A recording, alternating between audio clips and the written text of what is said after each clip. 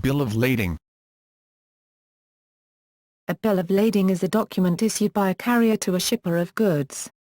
It is a negotiable instrument, and it serves three purposes. It is a receipt for the goods shipped. It evidences the contract of carriage. And it serves as a document of title. Name. The word lading means loading, both words being derived from the Old English word hladen. Lading specifically refers to the loading of cargo aboard a ship. However, bills of lading should never be called bills of loading. Description. A bill of lading, sometimes abbreviated as BL or BOL, is a standard form document.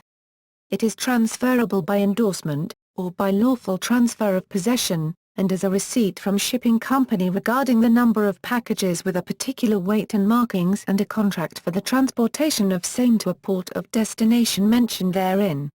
In the case of Coventry v Gladstone, Lord Justice Blackburn defined a bill of lading as a writing signed on behalf of the owner of ship in which goods are embarked, acknowledging the receipt of the goods, and undertaking to deliver them at the end of the voyage, subject to such conditions as may be mentioned in the bill of lading. A bill of lading is a key document used in the transport of goods.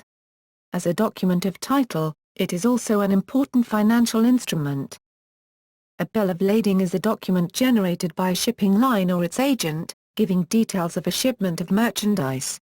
Alongside this principal purpose, the bill of lading also certifies that the goods have been shipped aboard a vessel, and in some cases certifies the condition of the goods at the point of loading, assigns title to the goods, and requires the carrier to release the merchandise to the holder of the title or a named party at the destination port. History. While there is evidence of the existence of receipts for goods loaded aboard merchant vessels stretching back as far as Roman times, and the practice of recording cargo aboard ship in the ship's log is almost as long-lived as shipping itself, the modern bill of lading only came into use with the growth of international trade in the medieval world. The growth of mercantilism, which produced other financial innovations such as the charter party, once carta partita, the bill of exchange and the insurance policy, produced a requirement for a title document that could be traded in much the same way as the goods themselves. It was this new avenue of trade that produced the bill of lading in much the same form as we know today. Codified provisions on bills of lading may be found in the 1924 Hague Rules in 1924, and the Hague Rules, 1968 and 1979, and the Hamburg Rules.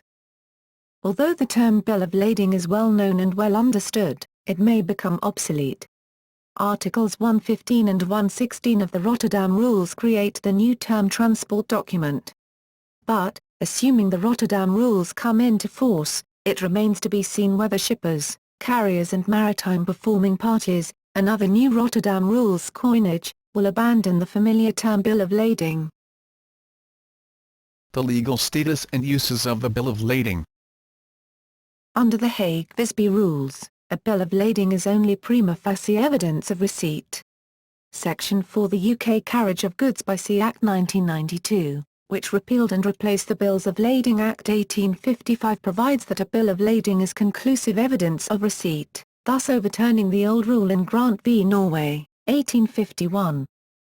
Section 1 the UK Carriage of Goods by Sea Act 1992 provides that a bill of lading must be negotiable.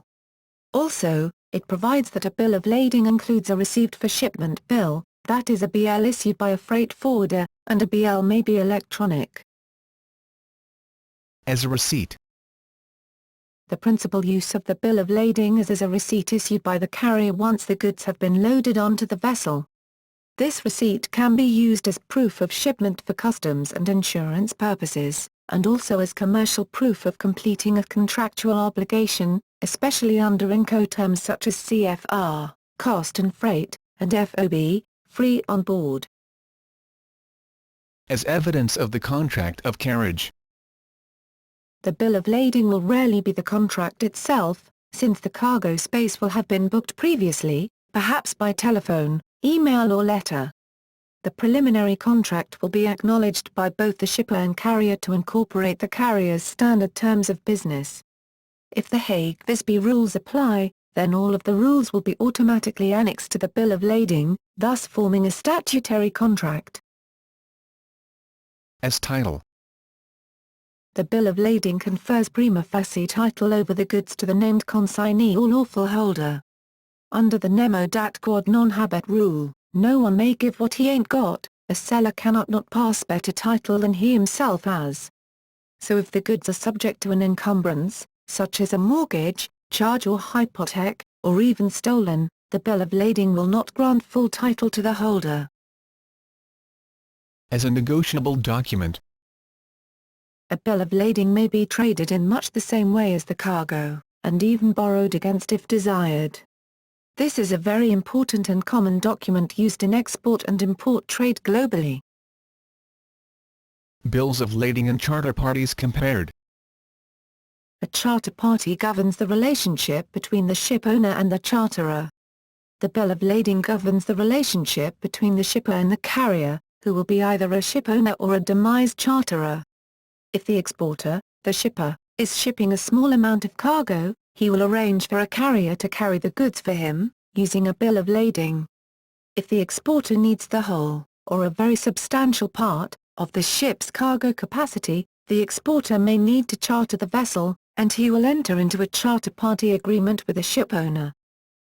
If the charter party is a time or voyage charter party, the ship owner will still have control of the ship and its crew. If there is a demise, or bareboat charter party, the charterer will effectively have a long lease and will have full control of the vessel. If the master, the captain, issues a BL to a shipper, he will be acting as an agent for the carrier. The carrier will be the ship owner, time or voyage, or the charterer, demise.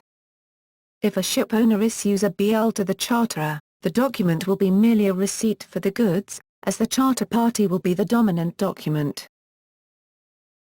See waybills and electronic document interchange EDI.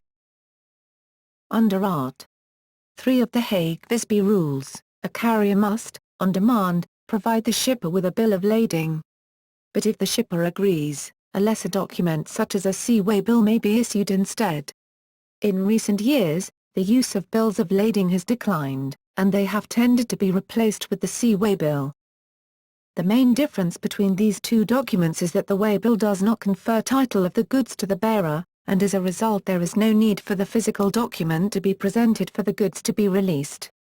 The carrier will automatically release the goods to the consignee once the import formalities have been completed. This results in a much smoother flow of trade, and has allowed shipping lines to move towards electronic document interchange, which may greatly ease the flow of global trade. However, for letter of credit and documentary collection transactions, it is important to retain title to the goods until the transaction is complete. This means that the bill of lading still remains a vital document within international trade. If a so-called bill of lading is declared to be non-negotiable, then it is not a true BL, and instead will be treated as a sea-way bill. Electronic bill of lading. For many years, the industry has sought a solution to the difficulties, costs and inefficiencies associated with paper bills of lading. The obvious answer is to make the bill an electronic document. Electronic bill of lading or EBL is the legal and functional equivalent of a paper bill of lading. An electronic bill of lading, EBL, must clearly replicate the core functions of a paper bill of lading, namely its functions as a receipt, as evidence of or containing the contract of carriage and, if negotiable, as a document of title.